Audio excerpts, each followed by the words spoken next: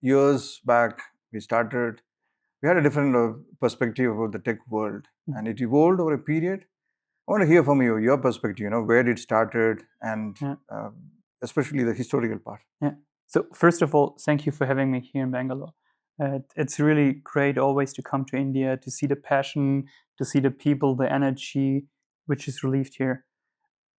Coming back to where all started from my perspective, it was, if you think about cars and automotive, it was always metal. It was always a specific function like braking, steering.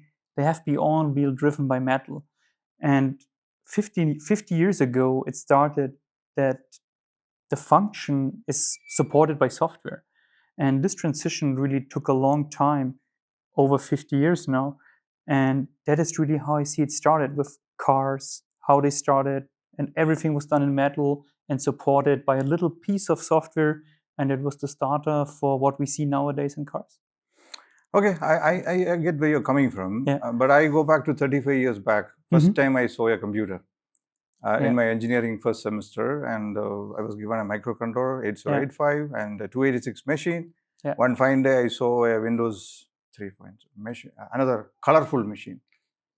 Quite exciting. And next to us, we had the big mini computer sitting. And I also was told, the processor world is driven by PCs. But today, after 35 years, when I look at it, the processor world is driven by embedded. Probably less than 1% goes to the PC world. So there's a massive transformation that has happened in this whole area. And one more interesting thing, I hear about this concept of pervasive computing for anyone, anytime, which actually drives the embedded industry today, putting intelligence, connectivity, efficiency. So that's where we will come all the way, to an interesting part of the industry. And probably I still remember when we started in this industry, after my MBA, people said, "Why are you taking this area? IT is booming. Why are you going in an area where nobody goes?" Because embedded devices were there only in space, nuclear, and defense. Yeah. Hardly anyone. Even cars also hardly had any electronics. So you're right. I think the visibility came with automotives and consumer electronics. When it started invading our homes, things changed. It's also with standards. If you think about, most of the things started, like you mentioned, space and in nuclear. Specifically in nuclear, it was a nucleus where everything started, that embedded systems were used simply to make the life safer. And where it came to the wider audience was then the car, I think.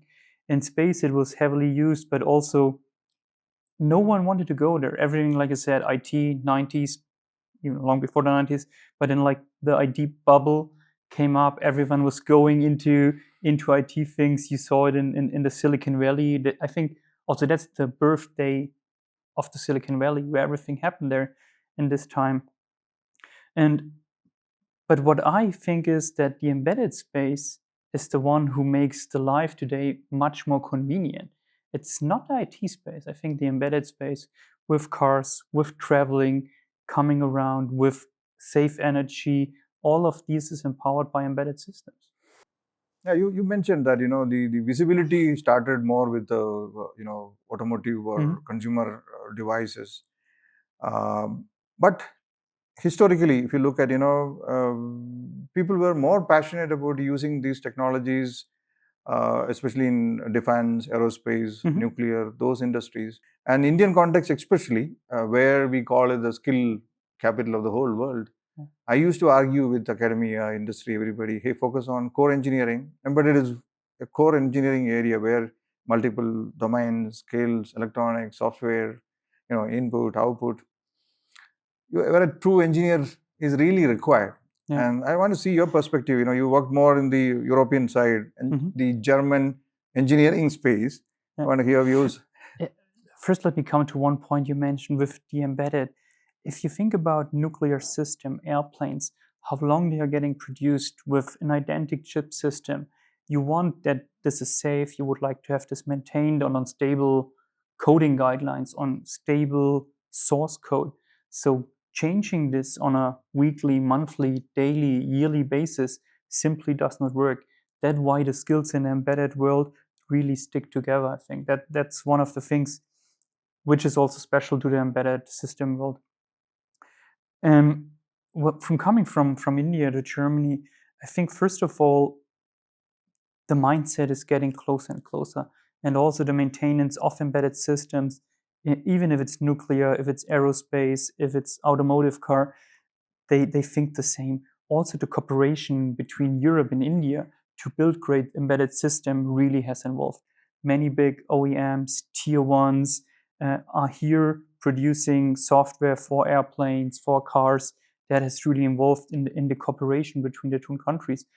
And also this, I think, brings together the connection between the both countries, because these two countries creating great products for the globe around the world. So the software, a majority of the software in cars, in airplanes, are provided by India, and that's a close connection, I think.